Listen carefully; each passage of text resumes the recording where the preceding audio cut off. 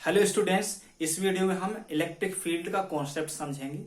इस electric field के concept को समझने के लिए आपको इस वीडियो को लास्ट तक देखना होगा, तब आप इस वीडियो के कॉन्सेप्ट को अच्छे से समझ पाएंगे। इसके पहले वाले वीडियो में हमने कूलोम्ब्स लॉ देखा था। कूलोम्ब्स लॉ क्या था? Coulomb's law, according to the Coulomb's law, if 2 point charges are placed very close to each other, then the electrostatic force is acting between them. Okay, suppose हम यहाँ पर देखते हैं 2 point charge, first point charge Q1 और second point charge है Q2. Okay, और दोनों के बीच की जो डिस्टेंस है वो है R. अब हम यहाँ पर देखते हैं कि दोनों के बीच एक इलेक्ट्रोस्टैटिक फोर्स एक्ट होगा और उसकी वैल्यू होगी 1/4πε0 Q1 Q2 upon R square. अब हम देखते हैं कि यदि हम दोनों के बीच की डिस्टेंस को हम डिक्रीज करते हैं तो F इंक्रीज होगी, F की वैल्यू, इलेक्ट्रोस्टैटिक फोर्स की वैल्यू. और यदि हम दोनों की वैल्यू को हम इंक्रीज करते हैं, दोनों के बीच की डिस्टेंस को हम इंक्रीज करते हैं तो ये फोर्स होगी डिक्रीज. अब हम देखते हैं इस पर इलेक्ट्रोस्टैटिक फोर्स कैसा हो रहा है, कैसे वेरी कर रहा है. यदि हम इसकी डिस्टेंस को हम इंक्रीज करते हैं इससे, तो ये फोर्स डिक्रीज होगी, और इंक्रीज करेंगे हम तो ये फोर्स डिक्रीज होता जाएगा. एक पर्टिकुलर डिस्टेंस के बाद ये फोर्स जीरो हो जाएगा. अब हम देखते हैं कि ये पॉइंट को हमने यहां लिया, इस पॉइंट चार्ज को, तब ये इस समय यहां पर भी ये एक्सपीरियंस करेगा इलेक्ट्रोस्टैटिक फोर्स.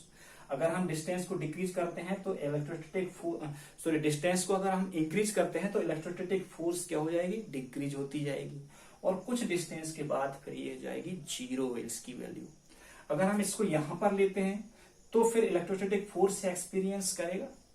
अब हम इसको इंक्रीज करते हैं डिस्टेंस को, तो फिर ये इलेक्ट्रोस्टैटिक फोर्स डिक्रीज हो जाएगा, इसकी वैल्यू डिक्रीज होती जाएगी और कुछ दूरी के बाद इसकी वैल्यू जीरो हो जाएगी.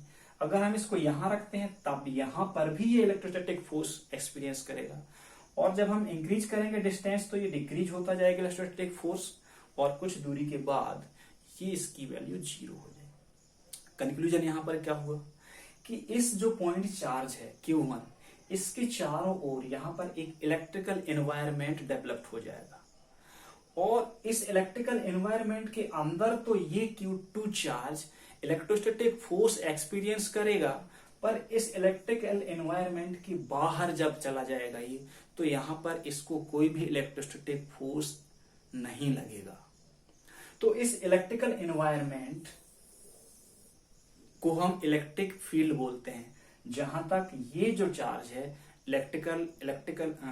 इलेक्ट्रोस्टैटिक फोर्स एक्सपीरियंस करता है, इसके बाहर ये एक्सपीरियंस नहीं करता. तो इस एक पर्टिकुलर एरिया, इसके चारों ओर के एरिया को हम बोलते हैं इलेक्ट्रिक फील्ड, और यही इलेक्ट्रिक फील्ड का कॉन्सेप्ट है. ओके, तो अब हम इस इलेक्ट्रिकल एनवायरनमेंट या इलेक्ट्रिक फील्ड के अंदर हम इलेक्ट्रिक फील्ड की एग्जिस्टेंस को अगर हम टेस्ट करना चाहें तो हमें एक ऐसा चार्ज लेना पड़ेगा जिसको हम बोलते हैं टेस्ट चार्ज, और ये पॉजिटिव चार्ज हम लेते हैं. अगर हम इसको भी पॉजिटिव मानते हैं तो इसको भी हम पॉजिटिव लेंगे, और ये इसको नेगेटिव मानेंगे तब भी हम इसको पॉजिटिव ले सकते हैं. तो ये टेस्ट चार्ज है, और तब हम इसका इलेक्ट्रिक फील्ड मेजर कर रहे हैं यहां पर, तो हम इसको बोलते हैं सोर्स चार्ज, और ये होगा टेस्ट चार्ज. ओके, तो अब हम देखते हैं किसी पॉइंट पर, इस इलेक्ट्रिकल एनवायरनमेंट के किसी पॉइंट पर इलेक्ट्रिक फील्ड कितना होगा, एग्जिस्ट करेगा या नहीं करेगा. अब हम देखते हैं कि ये पॉइंट है P, तो इस पॉइंट P में ये positive test unit test charge रखा हुआ है. अब हम क्या करेंगे, इस पर एक्सपीरियंस इलेक्ट्रोस्टैटिक फोर्स एक्सपीरियंस करेगा ये.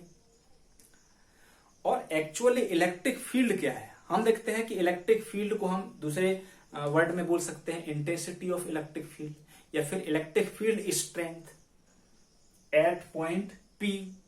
तो एक्चुअली इलेक्ट्रिक फील्ड होता क्या है, ये एक वेक्टर क्वांटिटी है, इसलिए हम यहां पर एरो लगाते हैं. तो electric field at point P is equal to the electrostatic force per unit test charge. यही इसका फॉर्मूला है, यही इलेक्ट्रिक फील्ड का फॉर्मूला है. अब हम बोलेंगे यहां पर इलेक्ट्रिक फील्ड तो एक एरिया है, तो इलेक्ट्रिक फील्ड यहां तक हम देखते हैं कि इलेक्ट्रिक फील्ड मीन्स जहां पर इलेक्ट्रोस्टैटिक फोर्स लगे वही इलेक्ट्रिक फील्ड है इस एरिया के अंदर. तो हम यहाँ पर देखेंगे कि यहाँ पर कितना इलेक्ट्रिक फोर्स लग रहा है। तो electrostatic force per unit charge पर जितना लग रहा है तो उसको हम क्या बोलते हैं, इलेक्ट्रिक फील्ड, या फिर इंटेंसिटी ऑफ इलेक्ट्रिक फील्ड, या फिर इलेक्ट्रिक फील्ड स्ट्रेंथ। अब हम यहाँ पर एक डिफिकल्टी आती है कि ये जो इलेक्ट्रिक फील्ड है यहाँ पर, इसके कारण Q1 के कारण ये डिस्टर्ब नहीं होना चाहिए। तो अगर हम देखते हैं कि ये जो चार्ज है इसको हम कैसे लें कि इसका भी तो इलेक्ट्रिक फील्ड होगा, क्योंकि ये भी चार्ज है, तो इसका इलेक्ट्रिक फील्ड इसको डिस्टर्ब करेगा। तो हम इस चार्ज को ऐसे लें कि इसका इलेक्ट्रिक फील्ड इसके इलेक्ट्रिक फील्ड को डिस्टर्ब ना करे। तो इसके लिए हमको इसको बहुत ही छोटा लेना पड़ता है, बहुत ही वेनिसिंगली स्मॉल लेना पड़ता है इसको, और तब हम इसका जो फोर्स, यहाँ जो फॉर्मूला देखेंगे तो ये फोर्स थोड़ा सा फॉर्मूला चेंज हो जाएगा।